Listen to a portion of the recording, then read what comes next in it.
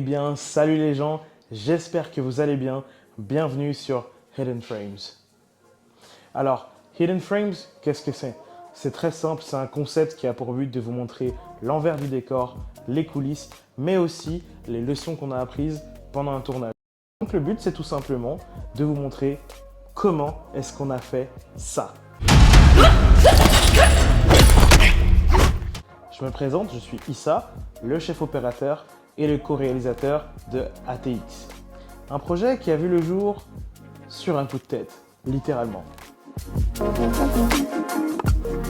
Tout a commencé quand Ludo m'a proposé de faire une scène de combat avec Sarah, une actrice de son entourage. On est allé s'entraîner dans la salle de Ludo et en 1h30, on a réussi à faire une chorégraphie et à filmer cette chorégraphie. On a tout de suite vu qu'il y avait du potentiel, donc Ludo m'a lancé le défi de réaliser le projet en 2 semaines. À ce moment-là, ça faisait 6 ans que j'étais indépendant et que je travaillais seul, et j'avais justement rencontré une équipe technique incroyable sur un autre plateau. C'était donc l'occasion rêvée de tester une vraie dynamique de plateau sur un projet comme celui-là.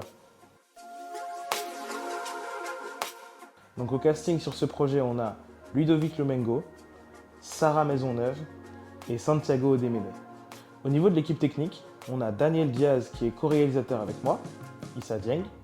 On a Baptiste Vuemi qui est ingé lumière. On a Régis Fares Kakou qui est photographe de plateau.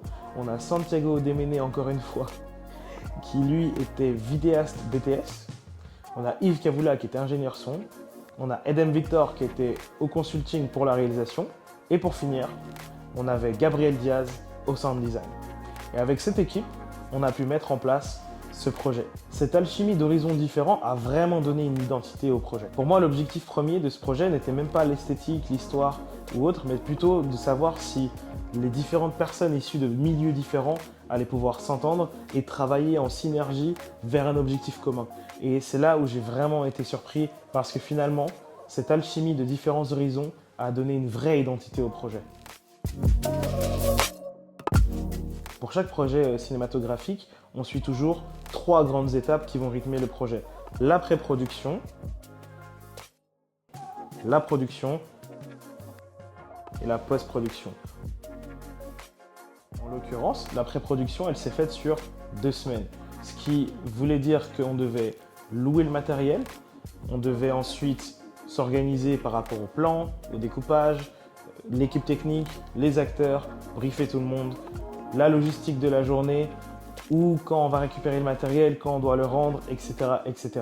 Autant dire que c'était très rush. Mais on l'a fait. Dans la pré-production, quand il s'agit de scènes de combat, il y a également une étape qui est très importante, c'est ce qu'on appelle la prévise. La prévise, c'est donc de filmer le combat, de trouver les bons angles, de trouver dans quels angles on va filmer le combat, etc.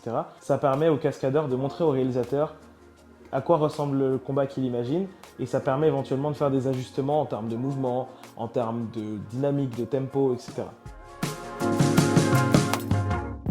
Ensuite vient le tournage. Et je dois dire que malgré la préparation, le tournage en février était un sprint. Le plus intéressant sur ce tournage, c'était de voir la dynamique des groupes. Pourquoi? Parce que la plupart des membres de l'équipe se rencontraient pour la première fois. Et on pouvait déjà constater à ce moment-là des affinités qui se créaient. Je pense notamment à Régis, photographe de plateau, qui est venu donner un coup de main à Baptiste, qui était lui responsable de la lumière. Et en fait, c'est ce genre de connexion que je voulais créer. Donc j'étais ravi de voir que sans rien faire, il y avait déjà cet élan qui était présent. Malgré des tests techniques la veille, on s'est retrouvé avec un imprévu qui a vraiment changé les choses. Alors concrètement, les pavotubes de Nanlite, ils n'ont pas tenu aussi longtemps que prévu. Donc ce qui s'est passé, c'est qu'on a dû les recharger dans un premier temps, ce qui nous a fait perdre beaucoup de temps. Pour finir, on a réajusté le setup lumière et on l'a mis sur secteur pour qu'il dure le temps dont on en avait besoin. Ce qui s'est passé pour finir, c'est que le tournage a eu un clap de fin à 4h du matin. Et ça a été une très grosse leçon qu'on a pu apprendre ce jour-là. Forcément, l'équipe était lessivée. Sarah et Ludo, ils ont fait preuve d'une force incroyable pour continuer à faire leurs mouvements, faire leurs cascades sans tenir compte de la fatigue.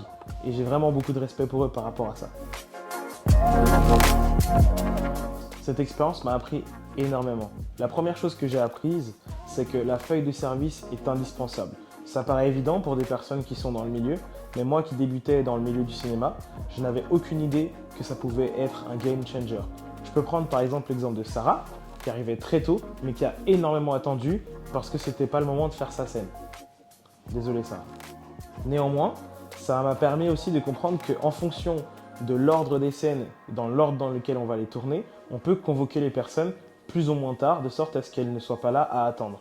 Cependant, là où je nuance le tout, c'est que je trouvais quand même pertinent que l'équipe soit présente au sein d'un même lieu pour justement capter l'énergie du tournage, capter l'énergie des membres de l'équipe, pour justement créer cette synergie.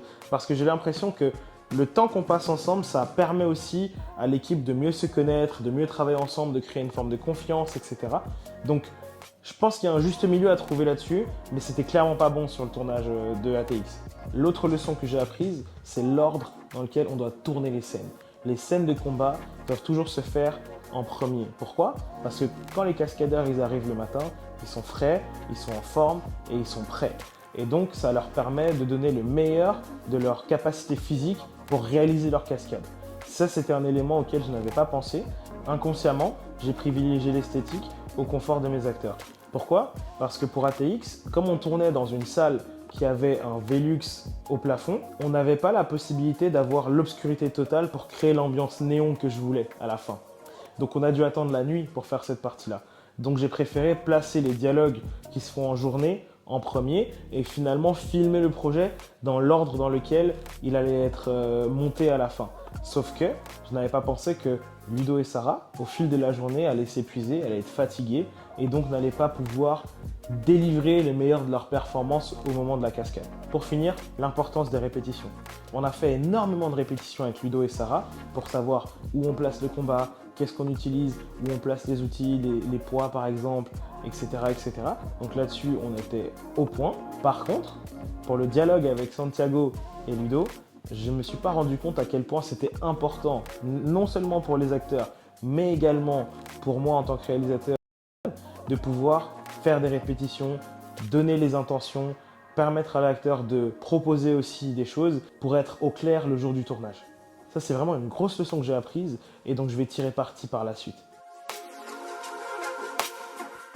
Maintenant, la post-production. Alors, la post-production, ça a été une étape très importante aussi. Le montage se faisait en même temps que le tournage, donc on a adopté un petit peu cette méthodologie. Donc on tournait avec 2 cartes SD, ce qui nous permettait de pouvoir monter les vidéos pendant qu'avec l'autre carte, je filmais. Et donc ça nous a permis de prendre tout de suite conscience de ce qui n'allait pas dans le montage et de refilmer tout de suite s'il y a besoin de faire une scène, etc. Pour la post-production, j'ai fait un pré-montage du combat sur la base de la prévise que j'avais tournée pendant la pré-production. Et ensuite, Daniel, monteur couteau suisse, il s'est permis de faire le montage, la version finale. Daniel, dans le montage, il a vraiment un œil très précis, donc il va savoir ce qui fonctionne pas, il va faire attention à des détails auxquels moi je ne ferai pas gaffe. Donc c'est pour ça qu'en tant que réalisateur, on est très complémentaires. Moi j'ai un œil sur l'action et lui il a vraiment un œil sur le montage, sur le rythme, sur le tempo et sur le sens des choses. Une fois que le montage était fait, je me suis occupé de la colorimétrie et Gabriel s'est occupé du sound design. Merci encore à Gab pour son temps et pour son énergie.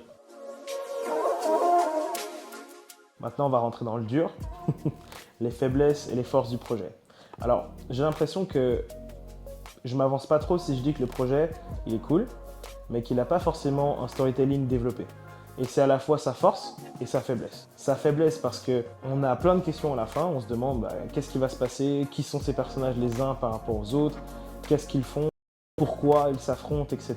C'est également sa force parce que c'est ce qui nous octroie également une liberté créative pour la suite de l'histoire. Un univers plus étendu, plus étoffé et déjà en cours de réflexion.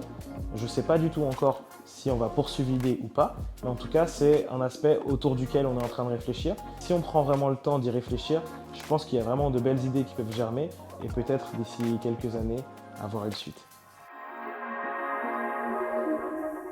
Voilà, j'ai levé le voile sur ce qui était caché. Merci à vous spectateurs d'avoir pris le temps de découvrir les coulisses de ce projet. Si le projet vous a plu ou si vous avez pu apprendre des choses en même temps que moi, n'hésitez pas à liker le projet et à le partager avec vos amis et vos proches, ça pourra toujours intéresser quelqu'un. Et je vous invite à rester branchés parce que la suite annonce du lourd. Prenez soin de vous et à très bientôt.